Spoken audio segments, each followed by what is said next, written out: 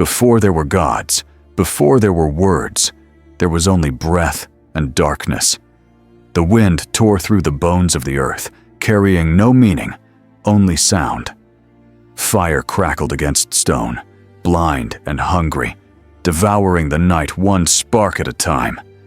Across the plains, shadows moved, small and fragile, unaware that destiny was watching. Then it happened. A flicker in the mind of an ape who dared to look at the stars and wonder why. It was not strength that changed the world, nor the sharpened stone, nor the speed of the hunt. It was a thought. Wild, impossible, contagious. A vision that could leap from one skull to another and survive longer than flesh. The world did not notice at first, but the silence began to fracture. Mouths formed words, words formed stories, stories formed gods. And in the space between truth and dream, reality itself began to tremble. Now the hunter could see what wasn't there, the spirit behind the eyes of the beast, the promise hidden in the fire. He could imagine tomorrow, fear death, and pray to what he could not see. That was the moment the universe split in two, the world of things and the world of meaning. From that fracture, everything human was born. Empires, faith, art, memory. All of it began with that first hallucination of the mind, the moment imagination became survival. We were no longer beasts, we were storytellers, and the story had just begun. At first, language was only a sound, a warning, a cry that cut through the wind. It told others where the danger was, where the fruit was ripe, where the predator hid. But one day, that sound did something it had never done before. It pointed not to the world, but to the mind. It named something that could not be touched. That was when words became fire. They gathered around their flames and began to speak, not of what was, but of what could be. They spoke of the hunt before it happened, of the rain that might come, of the spirit of the river that gave or took life. With every word, they bent reality a little closer to their will. Fire warmed their bodies, but language began to warm their souls. No other creature could do this. The wolf could signal danger. The bee could dance to share direction. But only humans could describe something that was not there, something imagined, something remembered. They built invisible bridges between minds, connecting fears, dreams, and desires into one shared rhythm. When words began to carry symbols, they became more than sounds. They became promises. One could tell a lie and still be believed. One could make another follow an idea instead of a scent. The tribe could now move together, not just through space, but through thought. Language became the first true weapon and the first true miracle. With it, they could summon the past, create the future, and bind the present to a meaning that no animal had ever known. A single story whispered in the dark could unite hundreds or destroy them. And so the mind learned to feed on imagination as much as on food. Every story became a seed planted in another skull, growing into fear, faith, or hope. The fire burned, but it was the story that kept them awake. What began as noise had turned into creation itself. The word was the spark, and the world would never be silent again. The first storytellers were not kings or priests. They were wanderers sitting by the fire, painting light into the darkness. Their stories were not yet about glory or conquest. They were about survival, about the unseen rhythm that connected the hunt, the storm, and the beating of the human heart. In those stories, the world began to double. The animal killed in the hunt became a spirit that demanded respect. The river that flooded was no longer chaos, but a god's anger. The mountain was no longer stone, but a silent watcher guarding the sky. Fiction had entered the world, and the truth would never be pure again. To tell a story was to control reality. The hunter who spoke of the spirit of the lion was not just remembering the past. He was shaping how others would see it, how they would act, what they would fear. The power of fiction was born, a force capable of binding people more tightly than blood. Every tribe had its myth. One believed that the moon carried souls. Another saw ancestors in the flames. In these tales, death became a passage, pain became purpose, and chaos became order. Through imagination, humanity made peace with the unknowable. Fiction was not an escape from reality. It was a map that made reality bearable. When they painted on cave walls, they were not decorating stone. They were opening a portal. Each handprint was a declaration. We are here, and we understand. Each animal drawn in movement was not a memory, but a wish, a way of calling the world into harmony with the mind. Fiction allowed humans to see what wasn't yet real and then make it real. It made them believe in invisible forces, in shared destiny, in something larger than the tribe itself. That belief became the foundation of everything that would follow: religion, empire, civilization. Once the mind could dream, the dream began to dream back. The forest was vast, and danger hid in every shadow. No single hunter could survive alone. Strength was not enough, nor speed, nor cunning. What saved humanity was the ability to believe in the same illusion together. That illusion was story. When 10 people believed in the same spirit, they became a band. When 100 believed, they became a tribe. When 1,000 believed, they became a people. Fiction wove them together into something greater than instinct. It was the first invisible web, a network of minds connected by imagination. Neanderthals were strong. Their muscles could shatter bone, but their tribes remained small, bound only by what they could see and touch. Homo sapiens were weak, yet they shared dreams that reached beyond the horizon. A myth could unite strangers who had never met. A ritual could make an entire valley move as one. That was the true superpower of our species. With shared belief came cooperation. The hunters learned to plan together. The gatherers learned to trust the unseen.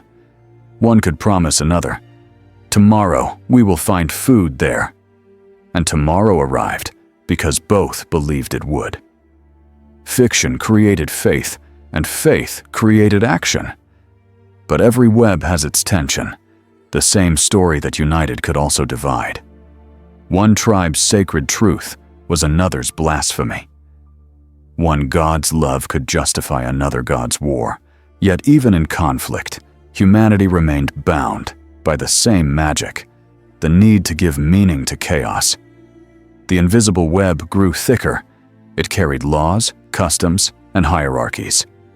Those who could tell stories began to rule. Those who listened began to obey. Power no longer came from the spear, but from the word. The human mind had built a world inside itself and called it real. And once that world took hold, there was no turning back. At first, the gods lived in the storm, in the river, in the claw of the beast. But soon, they began to move inward. The voice that once echoed from the mountain started to whisper inside the mind. Humanity had invented divinity and then discovered it within itself. Every god was a mirror. When people prayed to the sky, they were really speaking to their own hopes, their fears, their hunger for meaning. The spirits they imagined were born from the same fire that kept them alive at night. Out of imagination came reverence, and out of reverence came order. To believe was to belong. Faith became the thread that tied the tribe together when the world grew too large to understand. Rules, taboos, and rituals appeared. invisible structures of obedience shaped entirely by myth. The storyteller became the shaman, the guardian of the dream, the bridge between the seen and the unseen. Through gods, humans tamed their chaos. Every action now had consequence, every choice a moral weight. Lightning was no longer random, it was judgment. Death was not the end, it was transformation.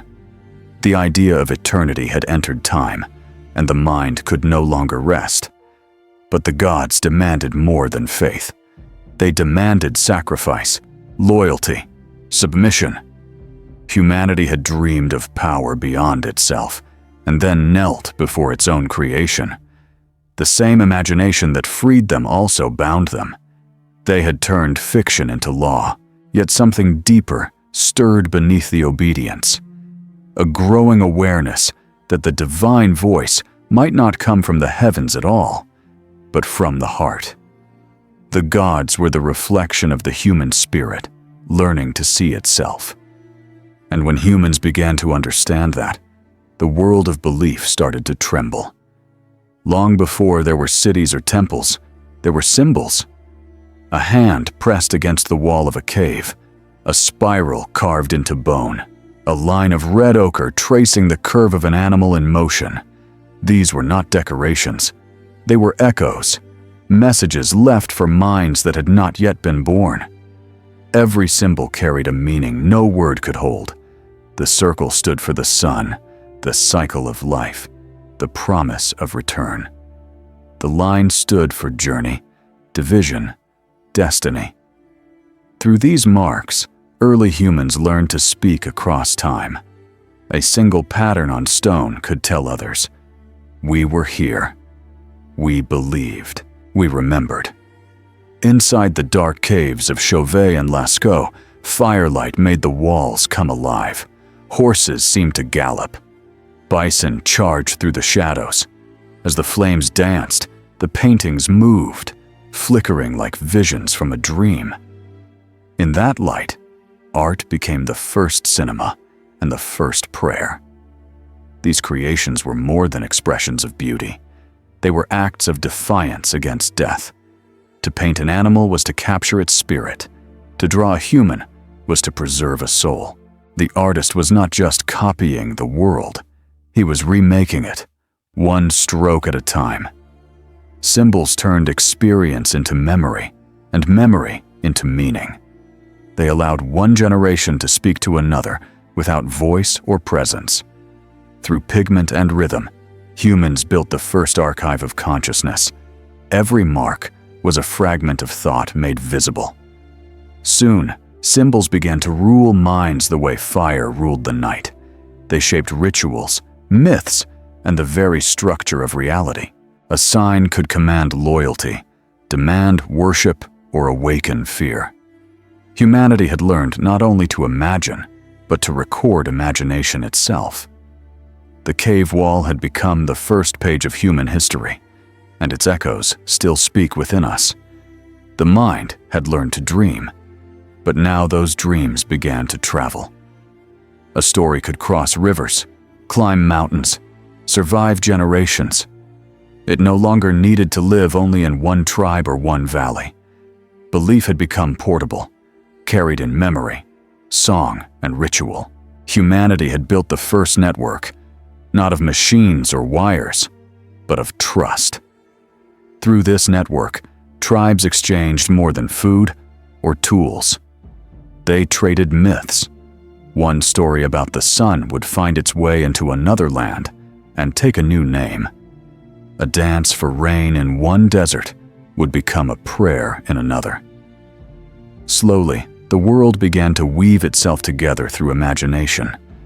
At every meeting point, ideas collided and changed. One tribe spoke of a sky father, another of a Mother Earth. When they shared their rituals, they created balance. The stories mixed, adapted, and grew stronger. In this silent exchange, the first culture was born. No other species could do this. Ants could build colonies. Bees could share information. But only humans could share meaning. Fiction gave them the power to cooperate beyond sight. A hunter could walk into a strange village, and if he carried the same symbols, the same chants, he was welcomed as kin. This was the birth of society, not through force, but through shared imagination. The mind became a bridge between the visible and the invisible, the self and the collective. But every network carried its shadow. Lies could spread as easily as truth. A rumor could start wars. A promise could enslave. Yet the network kept expanding, drawing humanity closer, binding distant hearts to the same unseen rhythm. The web of belief had no center, no walls, no end.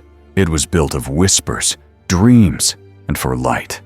The true beginning of everything that would one day be called civilization. Imagination gave humanity wings, but every flight has its fall. The same mind that created gods also created fear. The same stories that united tribes also birthed doubt. When humans learned to dream, they also learned to worry, to mourn, to long for what did not exist. Before imagination, death was an ending. After imagination, it became a question. The hunter who once feared only the predator now feared the afterlife. The mother who lost her child began to picture that child walking through another world. Hope and sorrow became inseparable. To dream is to see beyond, but it is also to suffer beyond. The brain that could imagine paradise could also imagine pain. It built temples to remember joy and altars to contain terror. In the stillness of the night, firelight trembling across faces, humans began to see shapes in the dark that were not there and believe in them. Anxiety was born from that same fire. The knowledge that the future could change made it impossible to rest. The ability to tell stories meant the ability to fear tomorrow. No other creature carried that burden. To remember was a gift. To imagine was a curse. But humanity would not turn back. The mind had opened a door that could not be closed. Through imagination, humans found beauty in suffering and purpose in pain. They learned to see tragedy as part of the design. Every ritual, every prayer, every act of art became an attempt to balance the terror of knowing with the wonder of believing. The cost of thought was loneliness. Once, the world was simple and silent. Now it was filled with meaning, and meaning never stopped speaking. To dream was to awaken, and awakening would never again be peaceful. When the dawn rose after the long night of silence, the world was no longer the same. The plains, the mountains, the rivers, they still stood where they always had, but their meanings had changed. Everything now carried a story. Every stone had a spirit. Every face had a past. The real world and the imagined world had merged.